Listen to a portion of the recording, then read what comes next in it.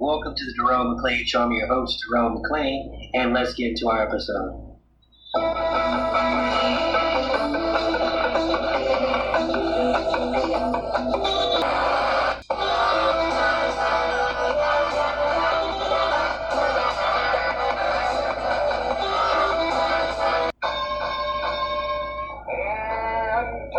Intelligentsia, the endem of sarcasm, the nutty professor to your whack-ass marmalade. It's T-Bone from T-Bone and Chick Brew in the morning. Now available in podcast format. Simply search for the T-Bone and Chick Brew podcast, available wherever fine podcasts are sold. Requiem the American Dream. Requiem the American Dream. Thought-provoking. Welcome to the Jerome McClain Show, independent media that won't reinforce tribalism. We have one planet. Nobody is leaving. Now let us reason together. Is the American dream alive, or is the American dream dead? That will be our discussion today. Hope you enjoy the episode. During the Great Depression, which I'm old enough to remember, and most of my family were unemployed, working class. It was bad, much worse subjectively than today, but there was an expectation that things were going to get better. There was a real sense of hopefulness. There isn't today.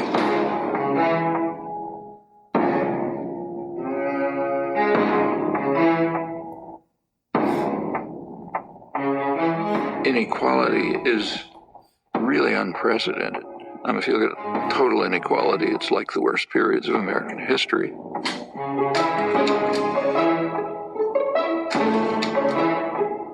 But if you refine it more closely, the inequality comes from the extreme wealth in a tiny sector of the population, a fraction of 1%.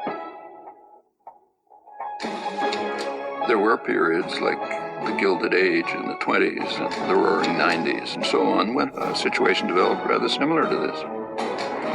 Now this period is extreme, because if you look at the wealth distribution, the inequality mostly comes from super wealth. Literally, the top 0.1% are just super wealthy. Not only is it extremely unjust in itself, inequality has highly negative consequences on the society as a whole. Because the very fact of inequality has a corrosive, harmful effect on democracy.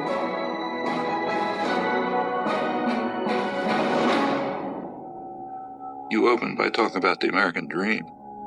Part of the American dream is class mobility. You're born poor, you work hard, you get rich. It was possible for a worker to get a decent job, buy a home, get a car, have his children go to school. It's all collapsed.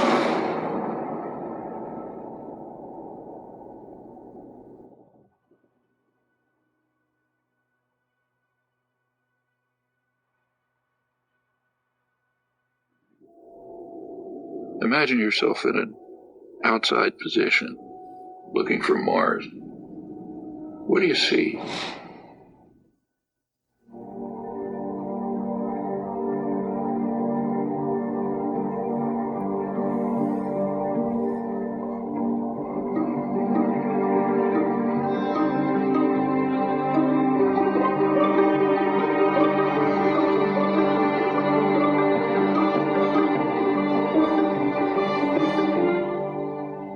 In the United States, there are professed values like democracy.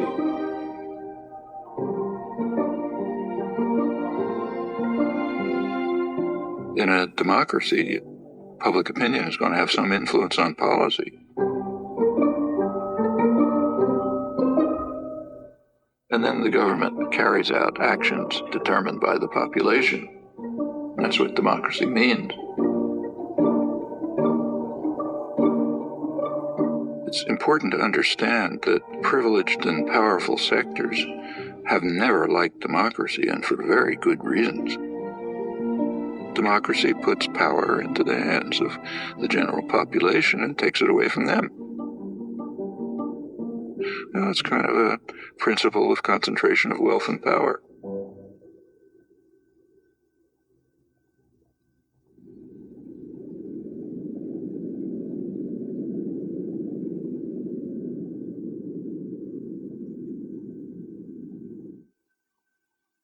concentration of wealth yields concentration of power, particularly so as the cost of elections skyrockets, which kind of forces the political parties into the pockets of major corporations. And this political power quickly translates into legislation that increases the concentration of wealth. So fiscal policy like tax policy, deregulation, rules of corporate governance, and a whole variety of measures, political measures designed to increase the concentration of wealth and power, which in turn yields more political power to do the same thing. And that's what we've been seeing. So we have this kind of vicious cycle in progress.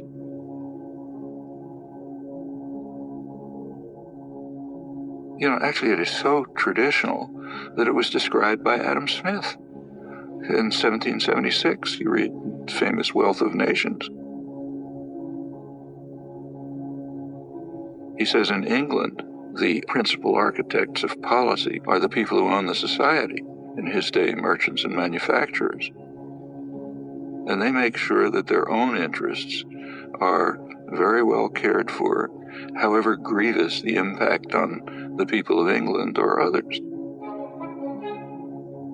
Now, it's not merchants and manufacturers, it's financial institutions and multinational corporations, the people who Adam Smith called the masters of mankind.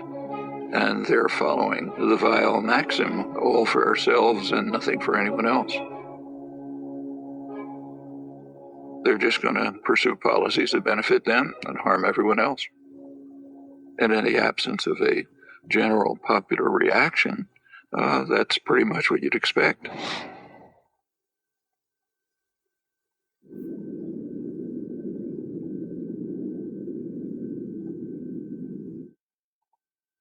Right through American history, there's been an ongoing clash between pressure for more freedom and democracy coming from below and efforts at elite control and domination coming from above. It goes back to the founding of the country. James Madison, the main framer, who was as much of a believer in democracy as anybody in the world of that day, and nevertheless felt that the United States system should be designed, and indeed, with his initiative was designed, so that power should be in the hands of the wealthy, because the wealthy are the more responsible set of men, and therefore the structure of the formal constitutional system placed most power in the hands of the Senate. Remember, the Senate was not elected in those days. It was selected from the wealthy. Men, as Madison put it, had sympathy for property owners and their rights. If you read the debates at the Constitutional Convention, Madison said the major concern of the society has to be to protect the minority of the opulent against the majority. And he had arguments. Suppose everyone had to vote freely. He said, well, the majority of the poor would get together and they would organize to take away the property of the rich. And he said that would obviously be unjust, so you can't have that. So therefore the constitutional system has to be set up to prevent democracy.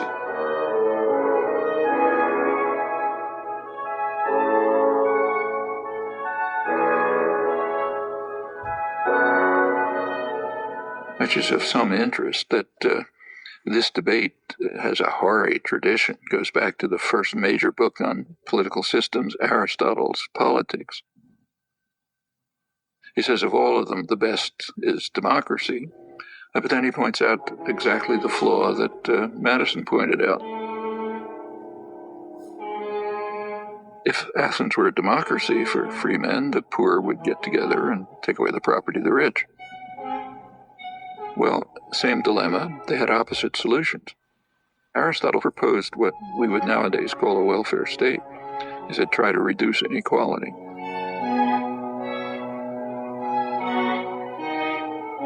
So, same problem, opposite solutions. One is reduce inequality, you won't have this problem. The other is reduce democracy.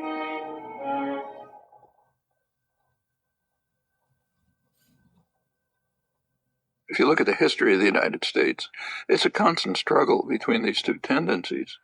A democratizing tendency that's mostly coming from the population, pressure from below, and you get this constant battle going on, periods of regression, periods of progress. The 1960s, for example, were a period of significant democratization.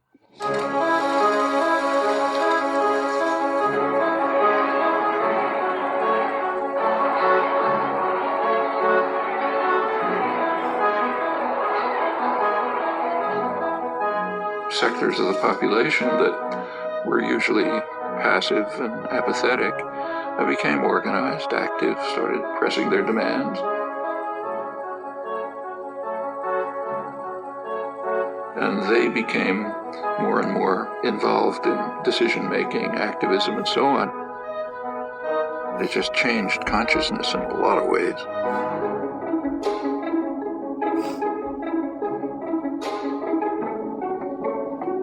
Minority rights. If democracy means freedom, why aren't our people free? Right. If democracy means justice, why don't we have justice? Right. If democracy means equality, why don't we have equality? Women's rights. This inhuman system of exploitation will change, but only if we force it to change, and force it together. Concern for the environment. A unique day in American history is ending, a day set aside for a nationwide outpouring of mankind seeking its own survival. Opposition to aggression. I'd say to those who criticize us for the militancy of our dissent that if they are serious about law and order, they should first provide it for the Vietnamese people, for our own black people, and for our own poor people. Concern for other people. One day we must ask the question, why are there 40 million poor people in America? When you begin to ask that question, you're raising a question about the economic system, about a broader distribution of wealth, the question of restructuring the whole of American society. These are all civilizing effects.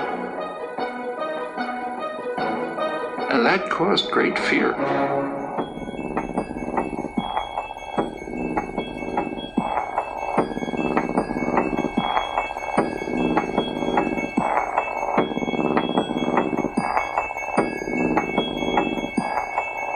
I hadn't anticipated the power of, I should have, but I didn't anticipate the power of the reaction to the civilizing effects of the 60s.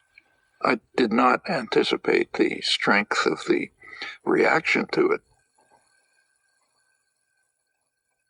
The backlash.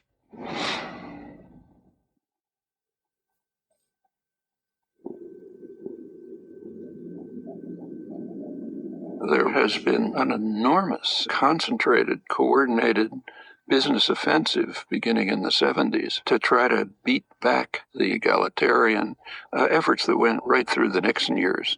You see it in many respects. I mean, over on the right, you see it in things like the famous Powell Memorandum sent to the Chamber of Commerce, the major business lobby, by the later Supreme Court Justice Powell, warning them that business is losing control over the society. And something has to be done to counter these forces. Of course, he puts it in terms of defense, defending ourselves against outside power.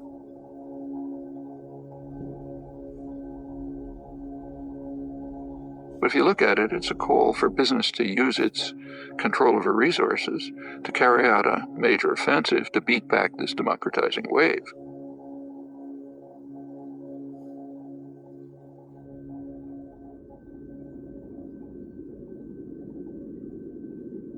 Over on the liberal side, there's something exactly similar.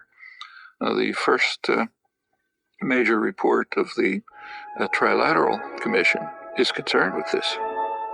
It's called the Crisis of Democracy. Trilateral Commission is liberal internationalists. Their flavor is indicated by the fact that they pretty much staffed the Carter administration. They were also appalled by the democratizing tendencies of the 60s and thought we have to react to it. They were concerned that there was an excess of democracy developing. Previously passive and obedient parts of the population, what are sometimes called the special interests, that were beginning to organize and try to enter the political arena. And they said that imposes too much pressure on the state. It can't deal with all these pressures. So therefore they have to return to passivity and become depoliticized. So they were particularly concerned with what was happening to young people.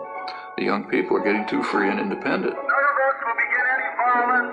If there's any violence, it will be because of the police. The way they put it, there's a failure on the part of the schools, the universities, and churches, the institutions responsible for the indoctrination of the young. Their phrase, not mine.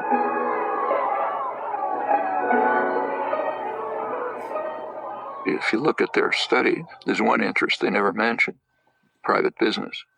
And that makes sense. They're not special interests. They're the national interest, kind of by definition. So they're okay. They're allowed to, have lobbyists buy campaigns, staff the executive, make decisions. That's fine. But it's the rest, the special interests, the general population, who have to be subdued.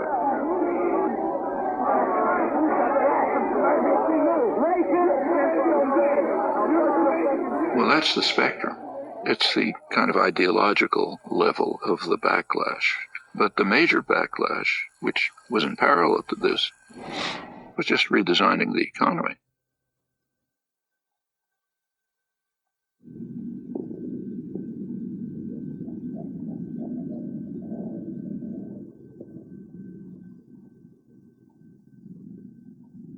Since the 1970s, there's been a concerted effort on the part of the masters of mankind, the owners of the society, to shift the economy in two crucial respects. One, to increase the role of financial institutions, banks, investment firms, and so on, insurance companies. By 2007, right before the latest crash, they had literally 40% of corporate profits, far beyond anything in the past.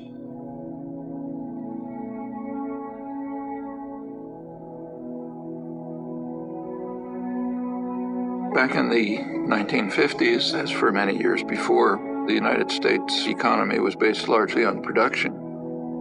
The United States was the great manufacturing center of the world.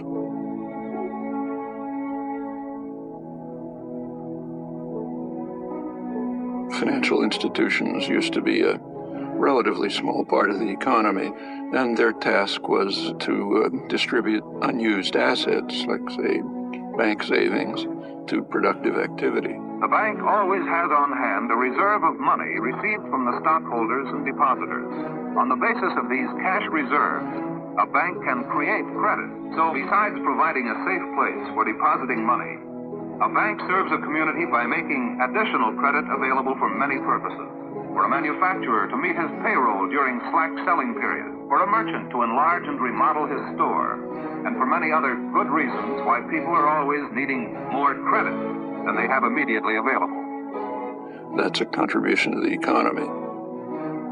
Regulatory system was established. Banks were regulated. The commercial and investment banks were separated, cut back very risky investment practices that could harm private people.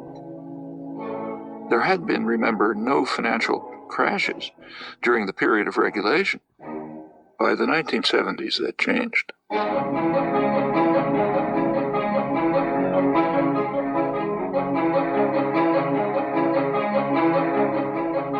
You started getting a huge increase in the flows of speculative capital, just astronomically increased.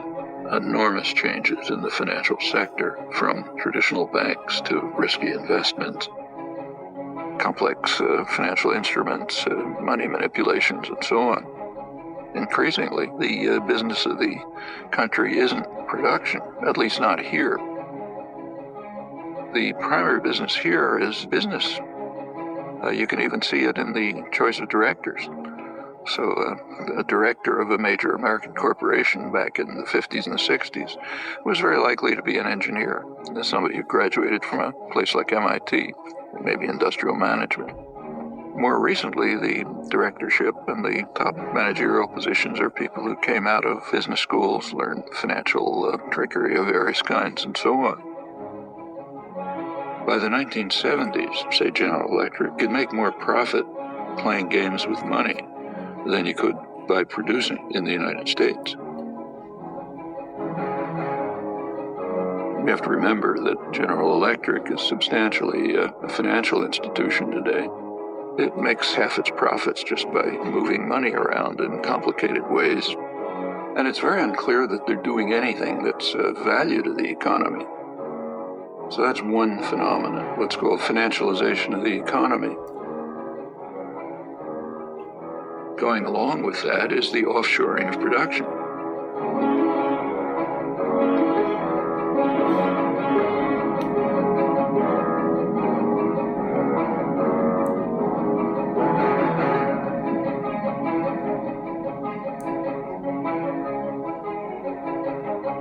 The trade system was reconstructed with a very explicit design of putting working people in competition with one another all over the world. And what it's led to is a reduction in the share of income on the part of working people. It's been particularly striking in the United States, but it's happening worldwide. It means that an American worker is in competition with a super exploited worker in China. Meanwhile, highly paid professionals are protected. They're not placed in competition with the rest of the world, far from it. And of course, capital is free to move. Workers aren't free to move, labor can't move, but capital can. Well, again, going back to the classics like Adam Smith, as he pointed out, free circulation of labor is the foundation of any free trade system. But workers are pretty much stuck. The wealthy and the privileged are protected, so you get obvious consequences, and they're recognized, and in fact praised. Policy is designed to increase insecurity. Alan Greenspan, when he testified to Congress, he explained his success in running the economy as based on what he called greater worker insecurity. Stay with us. We'll be right back. Has anybody ever told you you were over-opinionated? How about this one? You can talk about everything you like, but don't talk about religion. Don't talk about faith. Don't talk about politics. My name is Jerome McClain, host of Jerome McClain Show, and I want to introduce you to a show called Over-Opinionated with my friend from Southwest Virginia, Josh Scott. Josh has always been told he has been over-opinionated. He always tried to hold back these opinions, but he tried to back them up when he had to say something with facts and logic. Since he's grown up in many ways, he had to change a lot of his views and his opinions, as a lot of people should. He's not a millionaire from Fox News or CNN. He's just a hard-working, blue-collar type of guy. Give Josh Scott a shot at Over-Opinionated with Josh Scott. You can find him on patreon.com/overopinionated at 679. You can also check him out on Twitter at NRV_guy79. Over-Opinionated with Josh Scott. Well, he is this soft-spoken guy telling you the truth. We talk about a lot of serious topics on this show. One very serious topic is women's health. One company that stood out to me was vslay.com because the owner is very transparent about her own struggles in the women's health department and has great customer service, great deals, and frequent sales. You can check her out, her great customer service, products about women's health, and frequent sales at www.vslay.com. That is www.vslay.com. Atypical restraint on compensation increases has been evident for a few years now. But as I outlined in some detail in testimony last month, I believe that job insecurity has played the dominant role. Keep workers insecure, they're going to be under control. They are not going to ask for, say, decent wages or decent working conditions or the opportunity of free association, meaning unionize. Now, for the masters of mankind, that's fine. They make their profits. But for the population, it's devastating. Well, these two processes, financialization and offshoring, are part of what led to the vicious cycle of concentration of wealth, concentration of power.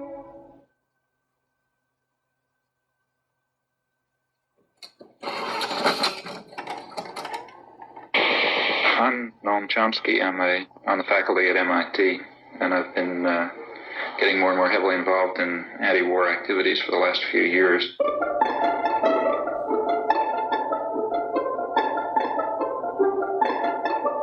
Noam Chomsky has made two international reputations. The widest is as one of the national leaders of American resistance to the Vietnam War. The deepest is as a professor of linguistics who, before he was 40 years old, had transformed the nature of his subject. You are identified with the New Left, whatever that is. You certainly have been an activist as well as a writer.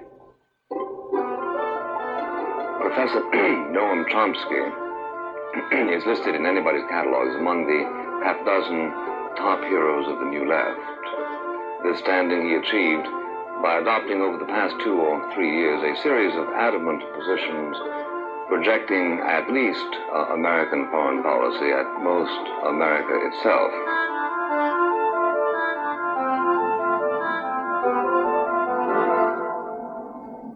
Well, actually, this notion, anti-American, is quite an interesting one. It's actually a totalitarian notion. It isn't used in free societies. So if someone in, say, Italy is criticizing Berlusconi or the corruption of the Italian state and so on, they're not called anti-Italian. In fact, if they were called anti-Italian, people would collapse in laughter in the streets of Rome or Milan. In totalitarian states, the notion's used. So in the old Soviet Union, dissidents were called anti-Soviet. That was the worst condemnation. In the Brazilian military dictatorship, they were called anti-Brazilian. Now, it's true that in just about every society, critics are maligned, are mistreated different ways depending on the nature of the society. Like in the Soviet Union, say, Václav Havel would be imprisoned. In a U.S. dependency like El Salvador at the same time, his counterparts would have their brains blown out by U.S.-run state terrorist forces. In other societies, they're just condemned or vilified and so on. And in the United States, one of the terms of abuse is anti-American. There's a couple of others, like, Marxist. There's an array of terms of abuse. But in the United States, you have a very high degree of freedom. And so if you're vilified by some commissars, who cares? You go on and do your work anyway. These concepts only arise in a culture where if you criticize state power, and by state I mean more generally not just government, but state corporate power, if you criticize concentrated power, you're against the society, you're against the people. That's quite striking that it's used in the United States. In fact, as far as I know, the only democratic society where the concept isn't just ridiculed. And it's a sign of elements of the elite culture which are quite ugly.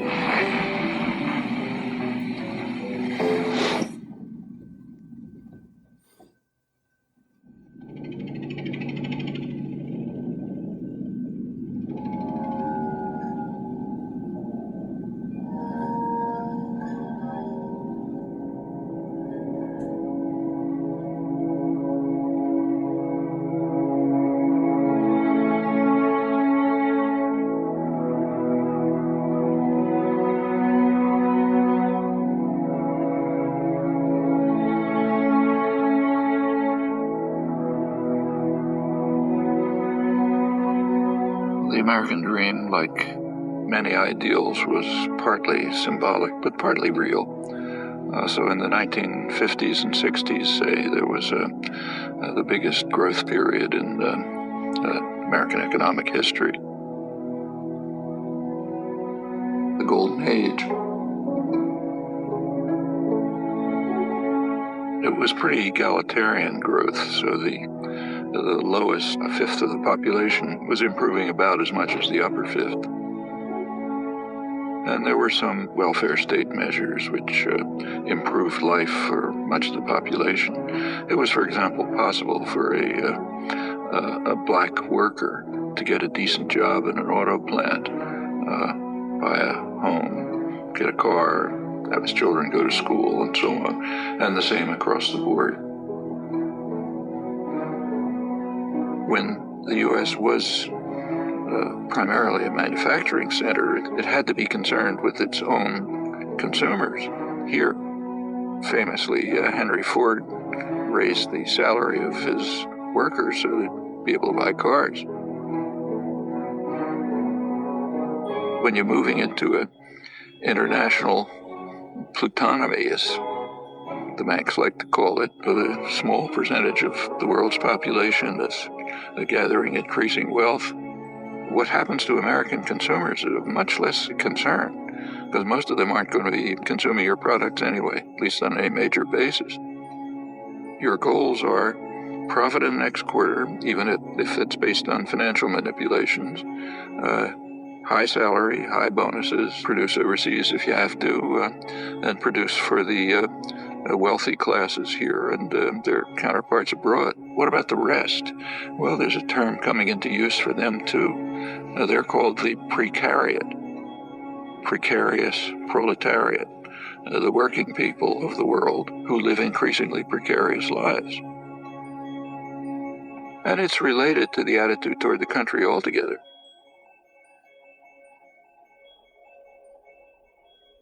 During the period of great growth of the economy, 50s and 60s, but in fact earlier, taxes on the wealthy were far higher. Corporate taxes were much higher. Taxes on dividends were much higher. Simply taxes on wealth were much higher. The tax system has been redesigned so that the taxes that are paid by the very wealthy are reduced, and correspondingly the tax burden on the rest of the population is increased.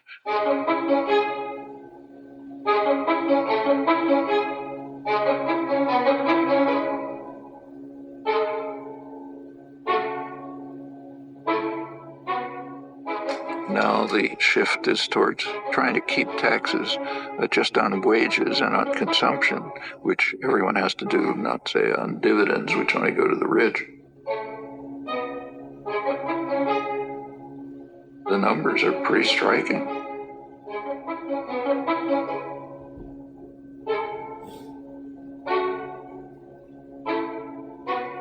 Now there's a pretext. Of course, there's always a pretext. The pretext in this case is, well, that increases investment and increases jobs. But there isn't any evidence for that. If you want to increase investment, give money to the poor and the working people. They have to keep alive, so they spend their incomes. That stimulates production, stimulates investment, it leads to job growth, and so on. If you're an ideologist for the masters, you have a different line. And in fact, right now, it's almost absurd that corporations have money coming out of their pockets. So in fact, General Electric are paying zero taxes and they have enormous profits. Lets them take the profit somewhere else or defer it, but not pay taxes. And this is common. The major American corporations shift the burden of sustaining the society onto the rest of the population.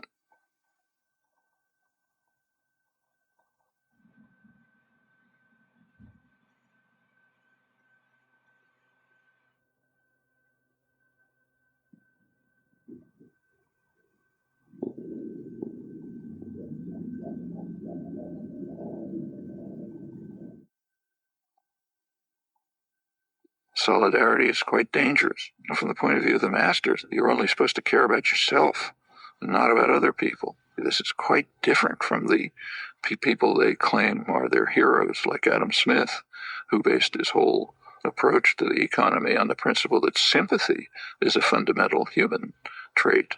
But that has to be driven out of people's heads.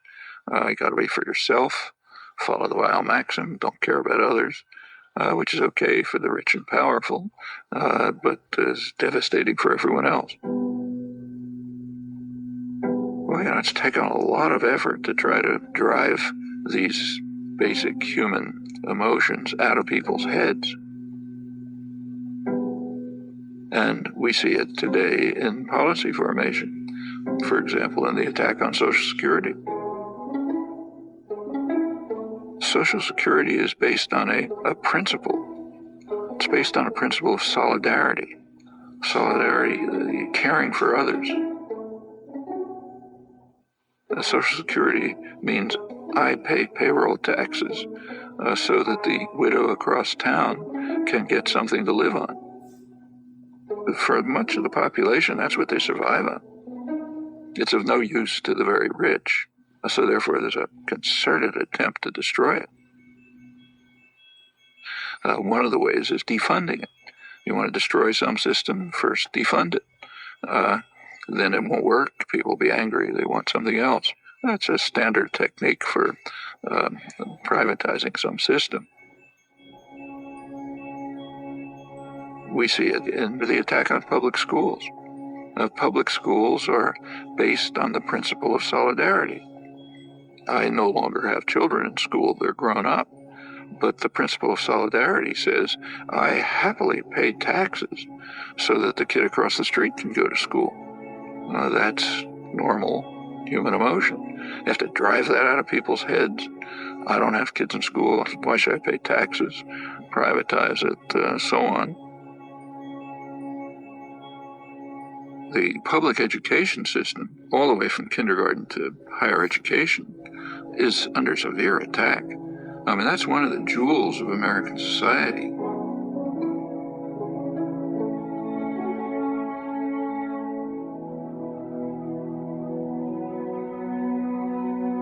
You go back to the Golden Age again, the great growth period in the 50s and 60s.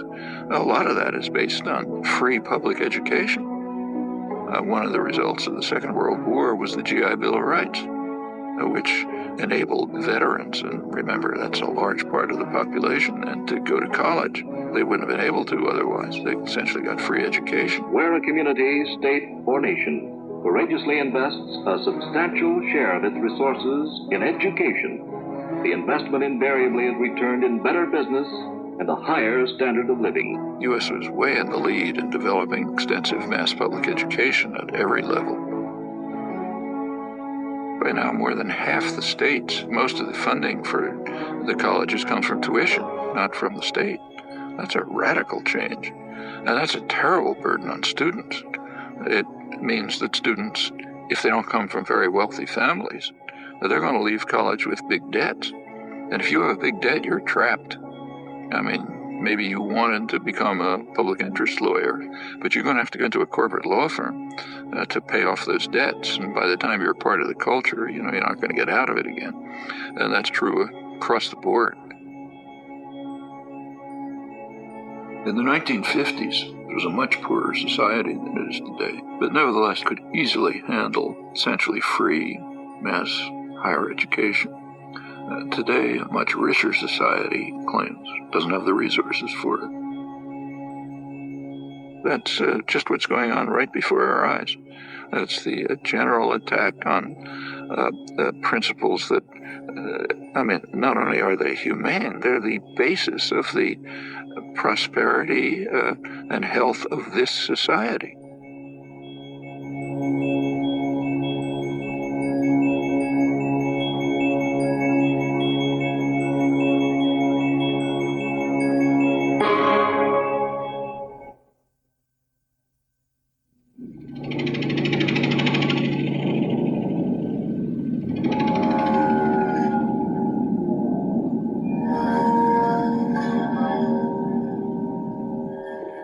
If you look over the history of regulation, say railroad regulation, financial regulation, and so on, you find that quite commonly it's either initiated by the economic concentrations that are being regulated or supported by them. And the reason is because they know that sooner or later they can take over the regulators. And it ends up with what's called regulatory capture. The business being regulated is in fact running the regulators.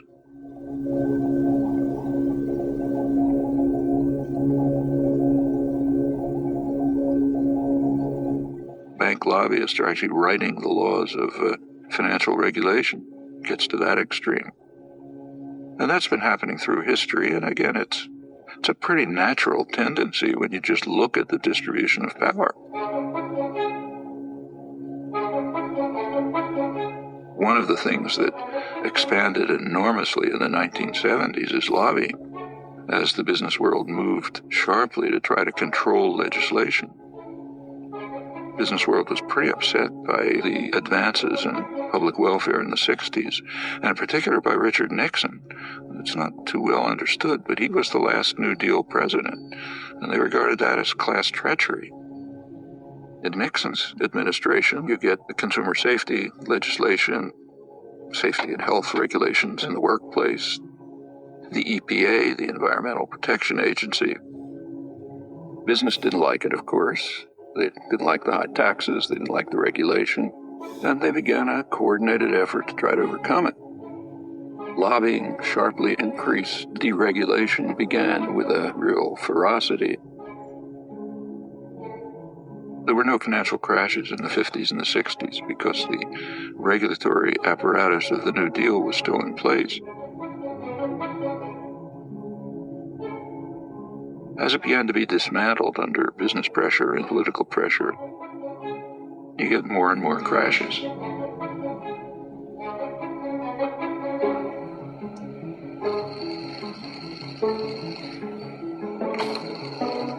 And it goes on right through the years. 70s sort of starts to begin. 80s really takes off. Congress was asked to approve federal loan guarantees to the auto company of up to $1.5 billion. Now, all of this is quite safe as long as you know the government's going to come to your rescue. So take, say, Reagan. Instead of letting them pay the costs, Reagan bailed out banks like Continental Illinois, the biggest bailout of American history at the time.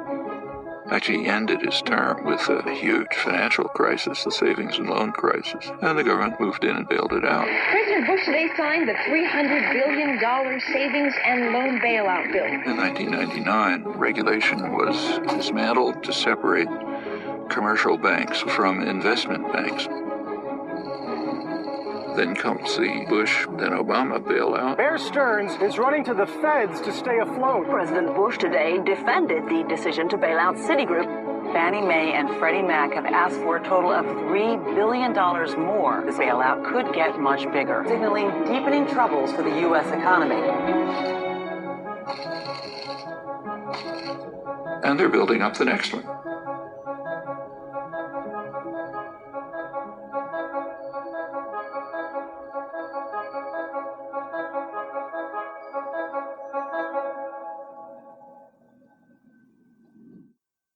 Each time, the taxpayer is called on to bail out those who created the crisis, increasingly the major financial institutions.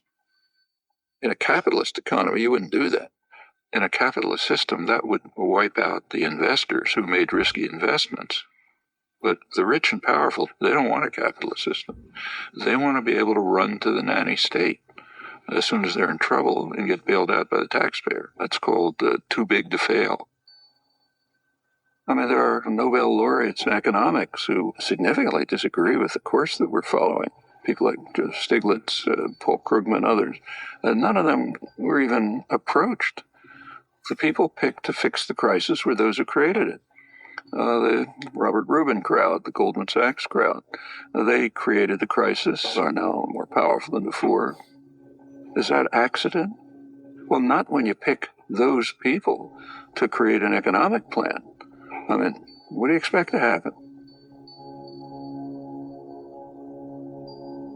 Meanwhile, for the poor, let market principles prevail. Don't expect any help from the government. The government's the problem, not the solution, and so on. That's essentially neoliberalism. And it has this dual character, which goes right back in economic history. One set of rules for the rich, opposite set of rules for the poor. There's nothing surprising about this. It's exactly the dynamics you'd expect. And if the population allows it to proceed, it's just going to go on and on like this until the next crash, which is so much expected that credit agencies, which kind of evaluate the status of firms, are now counting into their calculations the taxpayer bailout that they expect to come after the next crash, which means that the beneficiaries of these credit ratings, like the big banks, they can borrow money more cheaply, they can push out smaller competitors, and you get more and more concentration. Everywhere you look, policies are designed this way, which should come as absolutely no surprise to anyone. That's what happens when you put power into the hands of a narrow sector of wealth, which is dedicated to increasing power for itself, just as you'd expect.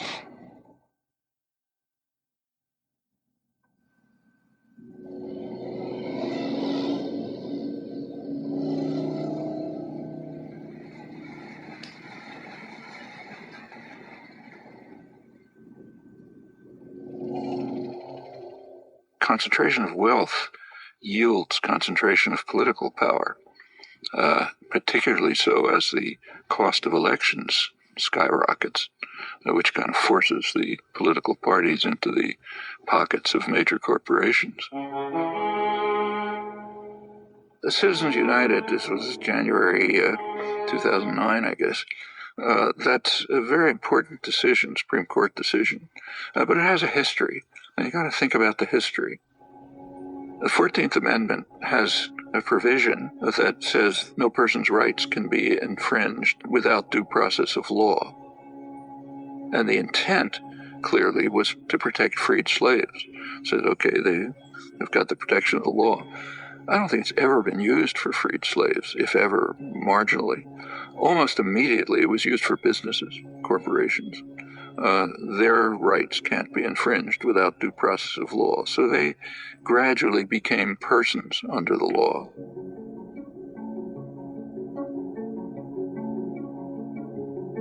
Corporations are state-created legal fictions. Maybe they're good, maybe they're bad, but to call them persons is kind of outrageous. So they got personal rights back about a century ago, and that extended through the 20th century. They give corporations rights way beyond what persons have. So if, say, General Motors invests in Mexico, they get national rights, the rights of a Mexican business. While the notion of person was expanded to include corporations, it was also restricted. If you take the 14th Amendment literally, then no undocumented alien can be deprived of rights if they're persons. Undocumented aliens who are living here and building your buildings, cleaning your lawns, and so on, they're not persons. But General Electric is a person, an immortal, super powerful person. This perversion of the elementary morality and the obvious meaning of the law is quite incredible. In the 1970s, the courts decided that money is a form of speech.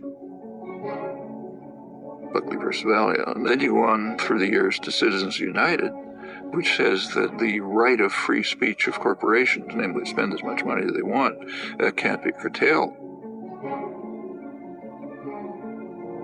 Take a look at what that means. It means that corporations, which anyway have been pretty much buying elections, are now free to do it with virtually no constraint. That's a tremendous attack on the residue of democracy. It's very interesting to read the rulings, like Justice Kennedy's swing vote. His ruling said, well, look, after all, CBS is given freedom of speech. They're a corporation. Why shouldn't General Electric be free to spend as much money as they want? I mean, it's true that CBS is given freedom of speech, but they're supposed to be performing a public service.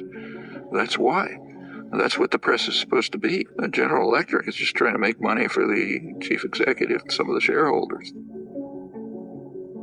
It's an incredible decision, and it puts the country in a position where business power is greatly extended beyond what it always was.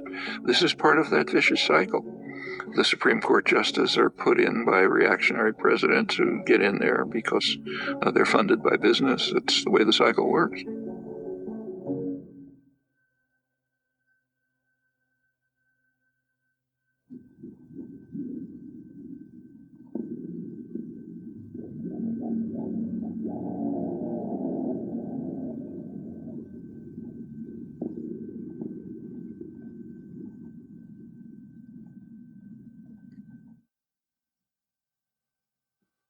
There is one organized force which traditionally, plenty of flaws, but with all its flaws, it's been in the forefront of efforts to improve the lives of the general population. That's organized labor. It's also a barrier to corporate tyranny. So it's the one barrier to this vicious cycle going on, which does lead to corporate tyranny.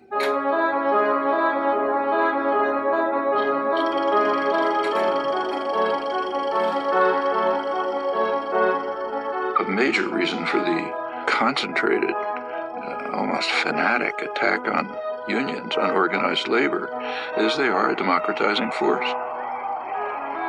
They provide a barrier that defends workers' rights, but also popular rights generally.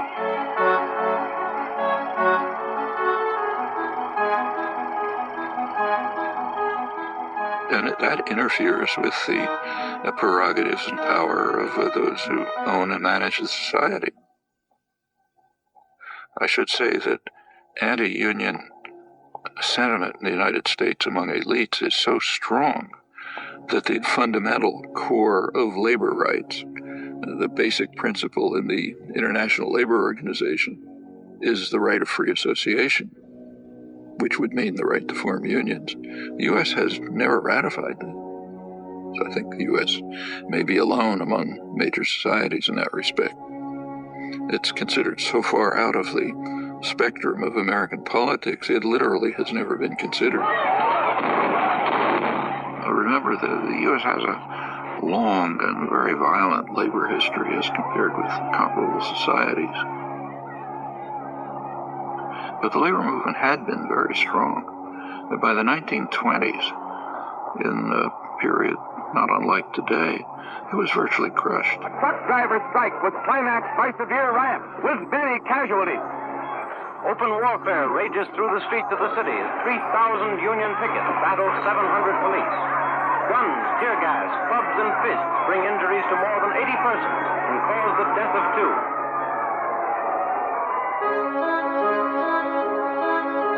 By the mid-30s, it began to reconstruct. Franklin Delano Roosevelt, he himself was rather sympathetic to progressive legislation that would be in the benefit of the general population, but he had to somehow get it passed. So he informed labor leaders and others, force me to do it. What he meant is go out and demonstrate, organize, protest, develop the labor movement.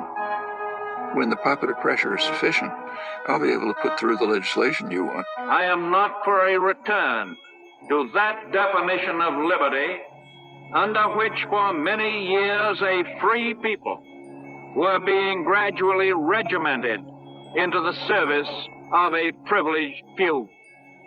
I prefer that broader definition of liberty. So there was a kind of a combination of a sympathetic government and, by the mid-30s, very substantial popular activism. There were industrial actions, there were sit-down strikes, which were very frightening to ownership. You have to recognize a sit-down strike is just one step before saying, we don't need bosses, we can run this by ourselves.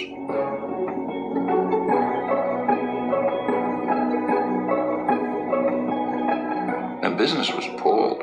You read the business press, say in the late 30s, they were talking about the hazard facing industrialists and the rising political power of the masses, which has to be repressed. Things were on hold during the Second World War, but immediately after the Second World War, the business offensive began in force. Taft-Hartley Act. The Taft-Hartley Act was written for only one purpose: to restore justice and equality in labor management relations. And McCarthyism was used for massive corporate propaganda offensives to attack unions. It increased sharply during the Reagan years. I mean, Reagan pretty much told the business world, if you want to illegally break organizing efforts and strikes, go ahead. They are in violation of the law, and if they do not report for work within 48 hours, they have forfeited their jobs and will be terminated. Continued in the 90s, and of course with George W. Bush, who went through the roof. By now, less than 7% of private sector workers have unions.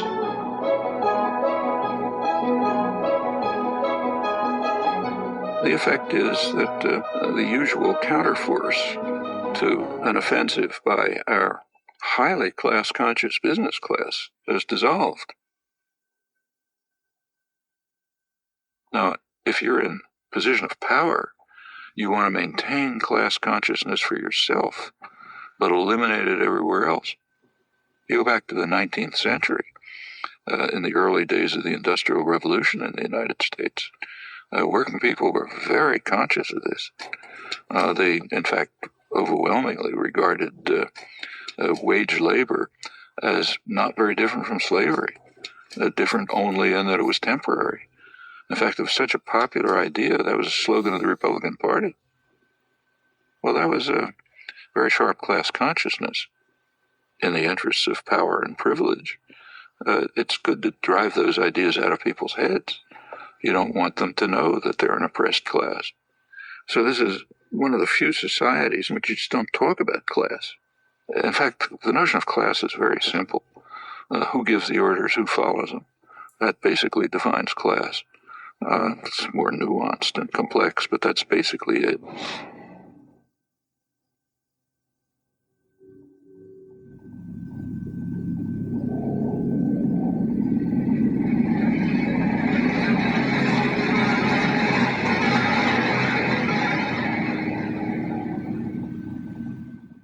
The public relations industry, the advertising industry, which is dedicated to creating consumers, it's a phenomenon that developed in the freest countries, in Britain and the United States. And the reason is pretty clear. It became clear by, say, a century ago that it was not going to be so easy to control the population by force. Too much freedom has been won. Labor organizing, parliamentary labor parties in many countries, women starting to get the franchise and so on. So you had to have other means of controlling people. And it was understood and expressed that you have to control them by control of beliefs and attitudes. Well, one of the best ways to control people in terms of attitudes is what the great political economist Thorstein Veblen called fabricating consumers.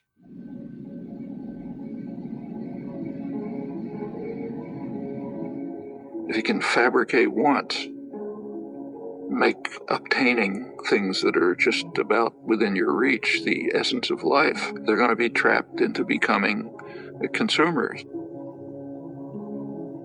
You read the business press, say, 1920s, it talks about the need to direct people to the superficial things of life, like fashionable consumption, and that'll keep them out of our hair. You find this doctrine all through progressive intellectual thought, like Walter Lippmann, the major progressive intellectual of the 20th century.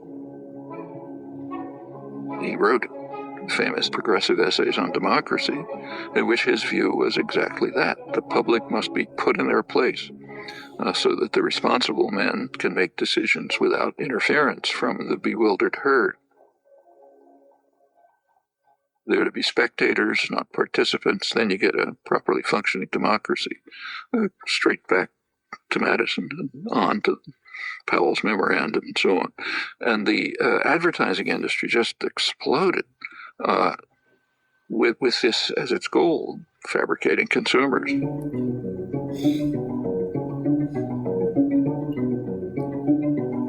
And it's done with great sophistication. You don't see many wild stallions anymore. He's one of the last of a wild and very singular breed. Come to Marlboro country. The ideal is what you actually see today, where, let's say, teenage girls, if they have a free Saturday afternoon, will go walking in the shopping mall, not to the library or somewhere else. The idea is to try to control everyone, to turn the whole society into the perfect system. Perfect system would be a society based on a dyad, a pair. The pair is you and your television set, or maybe now you and the internet, in which that presents you with what the proper life would be, what kind of gadgets you should have. And you spend your time and effort gaining those things which you don't need and you don't want, and maybe you'll throw them away.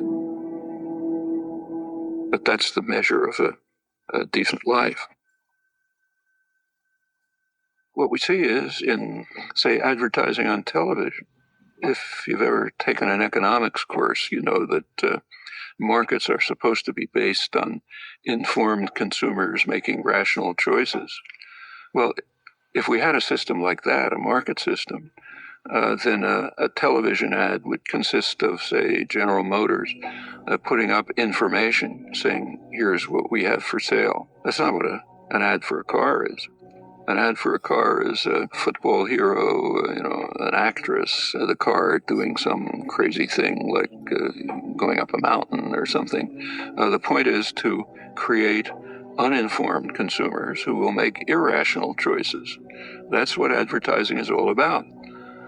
And when the same institutions, PR system, runs elections, they do it the same way.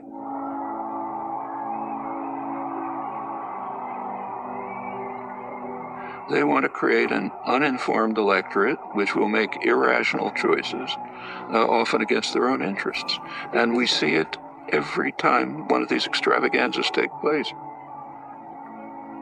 Right after the election, President Obama won an award from the advertising industry for the best marketing campaign, and wasn't reported here. If you go to the international business press, executives were euphoric. They said, we've been selling candidates, marketing candidates like, toothpaste ever since Reagan. And this is the greatest achievement we have.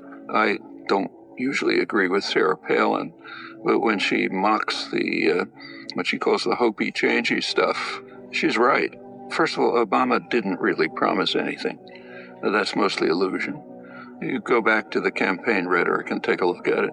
There's very little discussion of policy issues, and for very good reason, because public opinion on policy is sharply disconnected from what the two-party leadership and their financial backers want. Policy, more and more, is focused on the private interests that fund the campaigns, with the public being marginalized.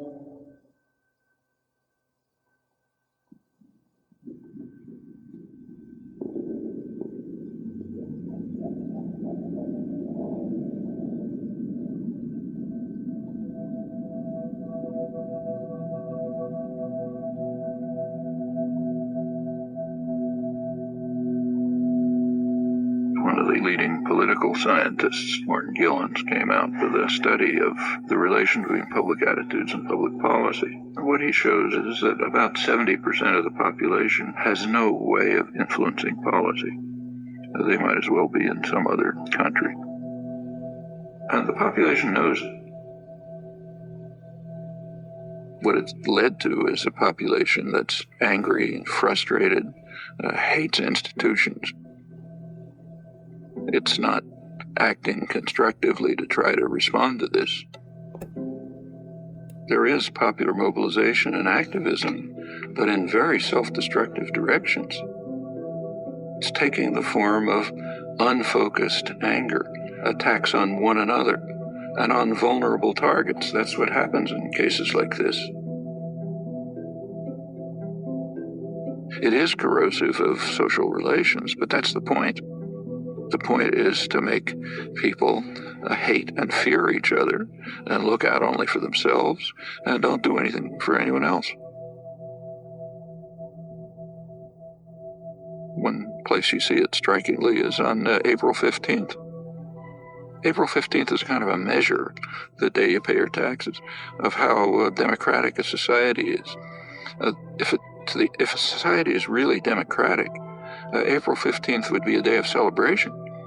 It's a day when the population gets together, decides to fund the programs and activities that they have formulated and agreed upon. What could be better than that? So you should celebrate it. It's not the way it is in the United States. It's a day of mourning. It's a day in which some alien power, has nothing to do with you, is coming down to steal your hard-earned money, and you do everything you can to keep them from doing it. Well, that is a kind of a measure of the extent to which, at least in popular consciousness, democracy is actually functioning. Not a very attractive picture.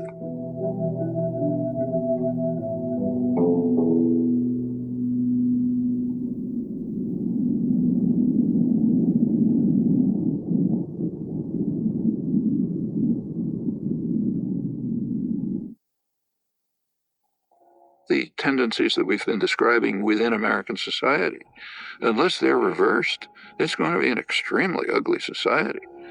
A society that's based on Adam Smith's vile maxim, all for myself, nothing for anyone else.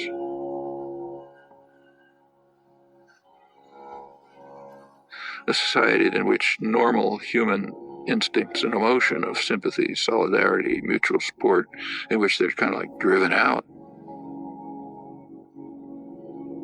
That's a society so ugly, I don't even know who'd want to live in it. I wouldn't want my children to. If the society is based on control by private wealth, it will reflect the values that it in fact does reflect. The value that is greed and the desire to maximize personal gain at the expense of others. Now, any society, maybe a small society based on that principle is ugly, but it can survive. A global society based on that principle is headed for massive destruction.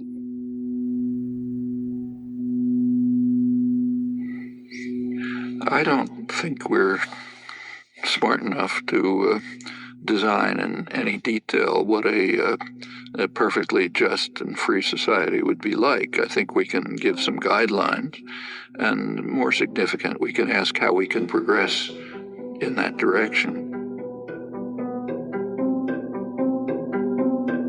John Dewey, the leading social philosopher in the late 20th century, he argued that until all institutions, production, commerce, media, unless they're all under participatory democratic control, we will not have a functioning democratic society. As he put it, policy will be the shadow cast by business over society. Well, that's essentially true.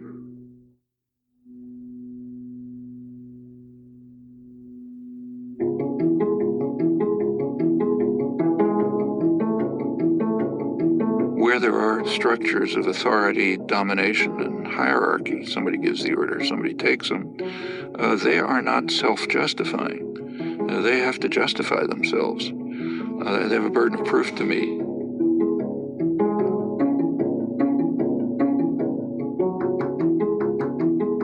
Well, if you take a close look, usually you find they can't justify themselves.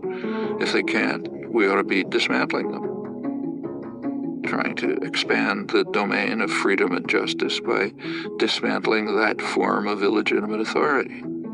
And in fact, progress over the years, what we all thankfully recognize as progress, has been just that. The way things change is because lots of people are working all the time.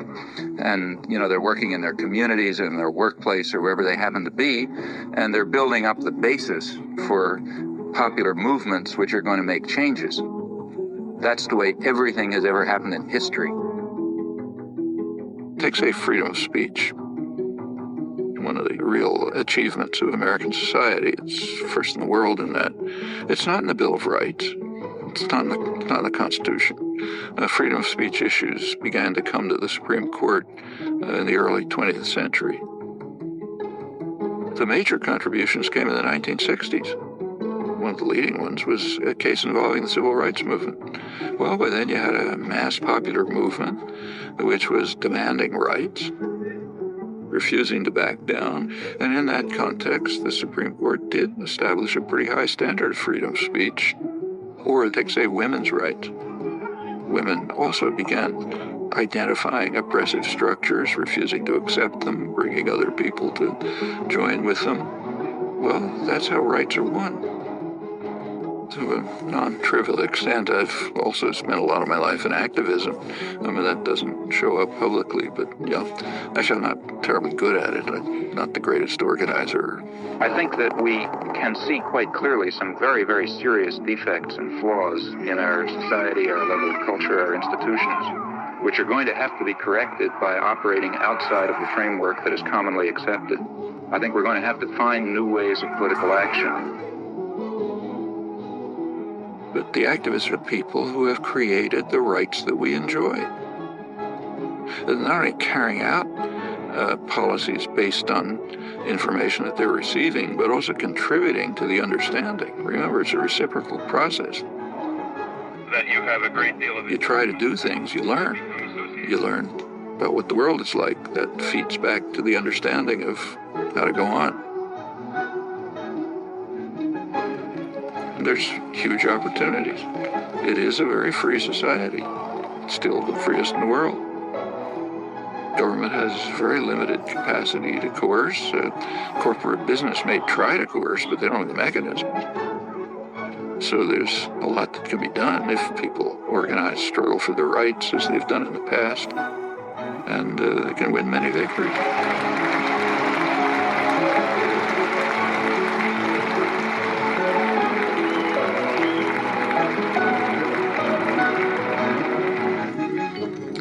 Well, my close friend for many years, late Howard Zinn,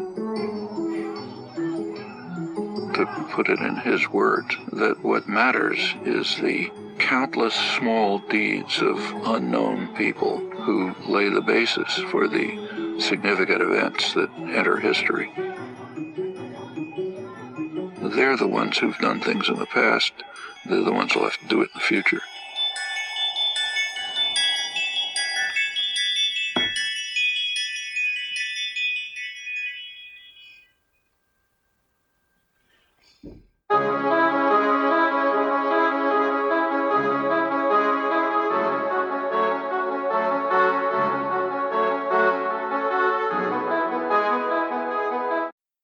Thank you for listening to today's episode. Of course, if you want to support the show, you can do so by going to www.patreon.com and getting a membership for as little as $3 a month. Again, that's www.patreon.com/The Jerome McClain Show.